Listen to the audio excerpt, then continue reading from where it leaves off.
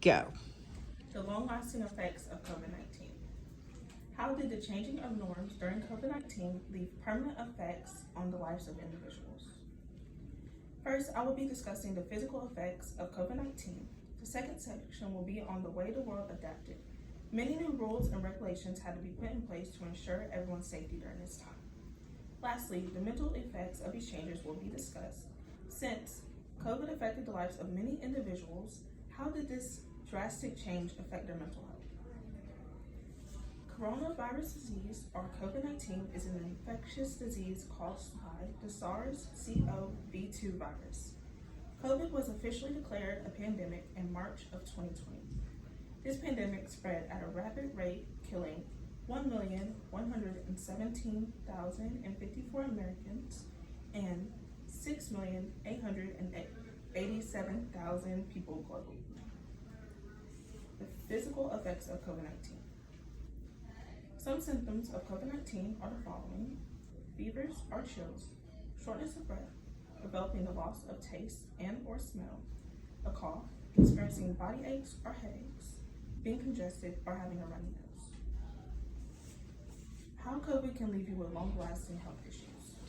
Individuals who have a severe case of COVID-19 experience multi-organ effects or autoimmune conditions, with symptoms lasting from weeks, months, or even possibly years. Multi-organ effects can involve many body systems ranging from the heart, the kidney, skin, and even the brain. Severe cases of COVID can even lead to the development of new health issues and heart conditions, neurological issues, blood clots, and diabetes. How the world adapted to COVID-19. These are some of the protection measures put in place during COVID. Wearing masks helped to contain germs from cough or sneeze by preventing them from spreading into the air. Different masks were designed for different amounts of protection and can be extremely effective if they are the correct size, fit on the face, and worn correctly by the individual. Social distancing required individuals to remain at least 6 feet apart at any public place while still avoiding crowded areas and overpopulated events. Limiting the carrying capacity when inside buildings. Since the risk of catching COVID increases when you are in contact with someone you don't know, these limiting capacities made sure that you were not in contact with too many people. Lockdown helped manage the virus since person-to-person contact was so limited. The rate at which people caught COVID dropped enormously. Vaccines protected against COVID. If you did catch the virus while being vaccinated, the symptoms were way less deadly and you were less likely to be hospitalized. Resilience, defined as the psychological capacity to adapt to stressful circumstances and bounce back from adverse events, is a highly sought-after personality trait. Resilience is a trait that helped many people adapt to the struggles of COVID-19. The ability to stay positive and continue to live through these hardships kept anybody from normal everyday citizens to healthcare workers on the front line battle with the struggles of COVID. The mental effects of these changes.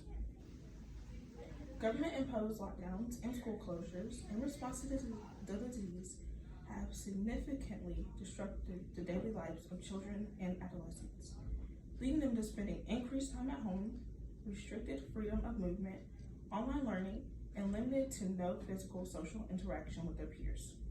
The lives of many people were affected during this time. So much isolation and restriction played a huge role on how everyone felt in their day-to-day life. How does this lead to the rise of mental health issues? This graph shows the U.S. adults showing signs of depression from January to June of 2019, which is the orange bar on the graph, compared to May 14th through May 19th of 2020, which is the red bar. As you can see, the symptoms of anxiety rose by 20%. The symptoms of depression rose by 17.8%, while anyone showing signs of both anxiety and depression rose by 22.9%. The main reason for this rise was unpredictable stress caused by the social isolation that came along with the pandemic. Why is isolation so detrimental to mental health? Within a few months, our life settled into a pattern. Prison life is about a routine. Each day like the one before, each week like the one before it, so that the months and years blend into each other. Many living in isolation during COVID lockdown felt as though they were being imprisoned in their homes. This constant routine of every day being the same drove many to feel like living life was a blur. Some call this living on autopilot, which is a result of living in intense, stressful situations.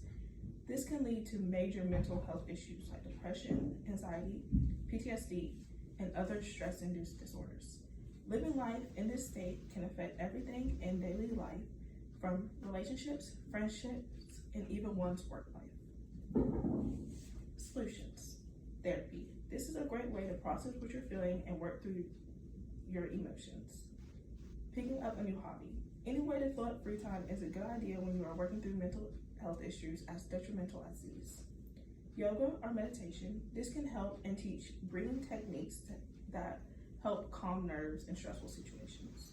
Surrounding yourself with loved ones. Being around people who love and support you is best when you are battling these issues. COVID had many physical effects on one affected with the disease, but people fail to think about the mental effects COVID had on not just the infected, but everyone around the world. COVID came with so much stress, worry, and uncertainness. The safety measures and lockdown raised the percentage of mental health issues in the US.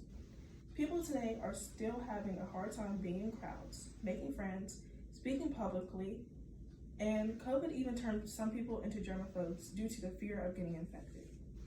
COVID raised many social issues in society due to the amount of trauma that was endured by trying to survive.